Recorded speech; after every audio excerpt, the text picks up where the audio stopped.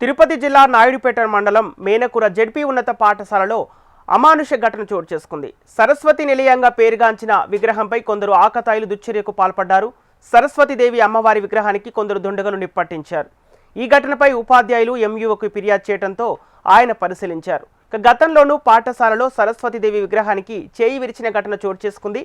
ఈ అసాంఘిక కార్యక్రమాలకు పాఠశాల అడ్డగా మారిపోయిందన్న ఎంయూఓ ఇలాంటి ఘటనలు పునరావృతం కాకుండా పోలీసులు సీసీ కెమెరాలు ఏర్పాటు చేయాలని స్థానికులను కోరుతున్నారు.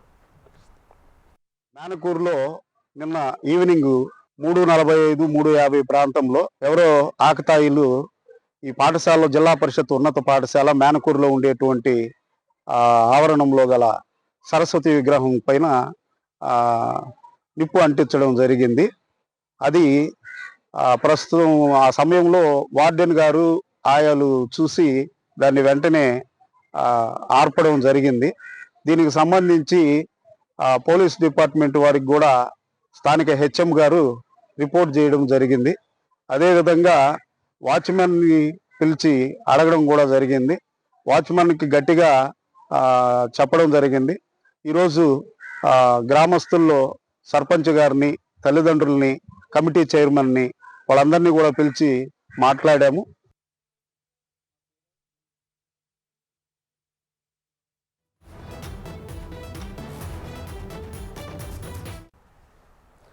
తిరుపతి జిల్లా నాయుడుపేట మండలం మేనకూర జెడ్పీ ఉన్నత పాఠశాలలో అమానుష ఘటన చోటు చేసుకుంది. సరస్వతి నిలయంగా పేరుగాంచిన విగ్రహంపై కొందరు ఆకతాయిలు దుశ్చర్యకు పాల్పడ్డారు. సరస్వతీదేవి అమ్మవారి విగ్రహానికి కొందరు దుండగులు నిప్పట్టించారు. ఇక ఇదే విషయానికి సంబంధించి పూర్తి డీటెయిల్స్ మా ప్రతినిధి నరసింహ అందిస్తారు. నరసింహ, తిరుపతి జిల్లా నాయుడుపేట మండలంలో మేనకూర జెడ్పీ ఉన్నత పాఠశాలలో సరస్వతి విగ్రహానికి నిప్పంటించడం వెనుక కారణం ఏంటి? అయితే ఈ నిప్పంటించిన ఆకతాయిలు ఎవరు? వీరికి సంబంధించిన అప్డేట్స్ ఏంటి? దీనికి సంబంధించి ముఖ్యంగా అక్కడ ఒక అమానుషమైన సంఘటన జరిగిందని చెప్పుకోవాలి. విద్యా కేంద్రంలో, విద్యాలయంలో ఉన్నటువంటి విద్యకు మార్పుగా భావించేటటువంటి సరస్వతీదేవి విగ్రహానికి నిప్పంటించారు. గతంలో ఇదే ప్రాంతంలో ఇదే చోట విగ్రహాన్ని ఒక కుడి చెయ్యి కూడా, అంటే అమ్మవారు తుమ్ముర పట్టుకొని ఉంటుంది, దాన్ని కూడా ఎరగొట్టినటువంటి సంఘటనలు కూడా గతంలో చోటు చేసుకున్నది. ఇవి విశాలమైనటువంటి ప్రాంగణంలో ఉండేటటువంటి ఉన్నత పాఠశాల ఇది మేనకూరు హై స్కూలు. ఈ పాఠశాలకు సమీపంలో ఒక నిర్మానుషమైనటువంటి, అంటే గ్రామానికి కొద్దిగా దూరంగా ఉంటున్నందువల్ల ఇది ఆకతాయిలకి, అలాగే కొందరు అసాంఘిక శక్తులకు వాళ్ళందరికీ కూడా ఇది కేంద్ర బిందువుగా మారింది.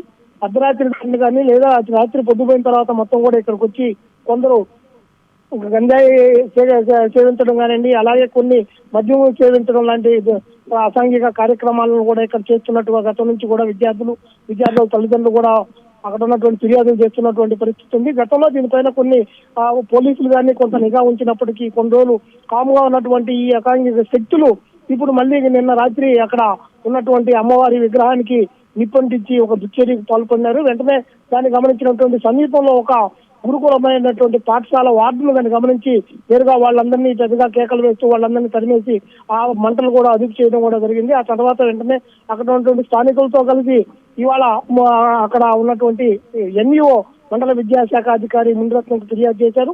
ఆ తర్వాత ఆయన పోలీసులకు కూడా ఫిర్యాదు చేశారు. అంటే వరుసగా ఇక్కడ ఉన్నటువంటి కొందరు ఆకతాయిలు కానివ్వండి, అలాగే కొన్ని అసాంఘిక శక్తులు వాళ్ళందరూ కూడా ఇక్కడ ఒకటే ఈ ప్రాంతంలో ఉన్నటువంటి ఇలాంటి దుశ్చర్యలకు పాల్పడుతున్నట్టుగా అక్కడ ఉన్నటువంటి పరిస్థితులు స్థానికులు కూడా చెప్తున్నారు.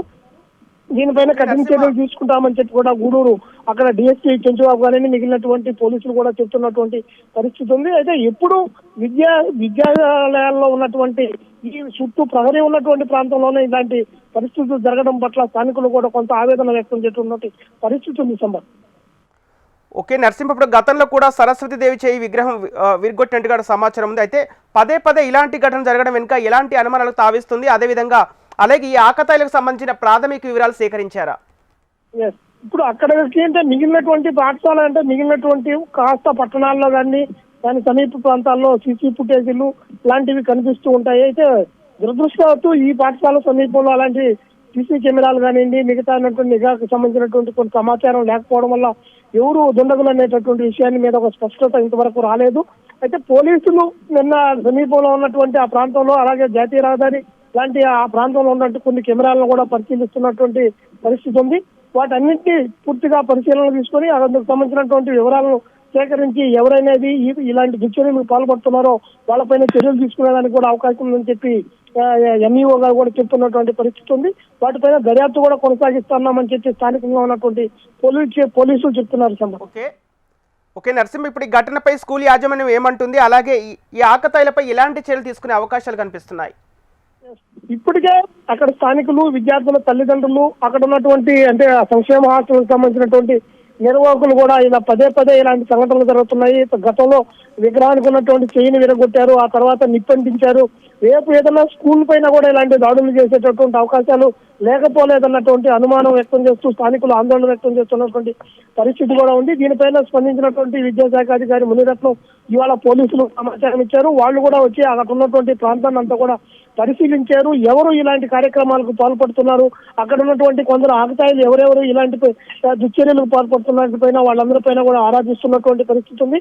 గతంలో కొంత ఉదాసీనంగా వ్యవహరించడం వల్ల వాళ్ళు పేటరేగిపోయి ఇలాంటి దారుణాలకు ఒడిగొడుతున్నారనేటటువంటి అభిప్రాయాన్ని కూడా స్థానికులు వ్యక్తం చేస్తున్నారు. దీనిపైన సమగ్రంగా పరిశీలన చేసి అందుకు బాధ్యులైన వారిపైన కఠిన చర్యలు తీసుకోవాలని విద్యాశాఖ అక్కడ ఉన్నటువంటి పోలీసులను కూడా కోరినటువంటి పరిస్థితి ఉంది.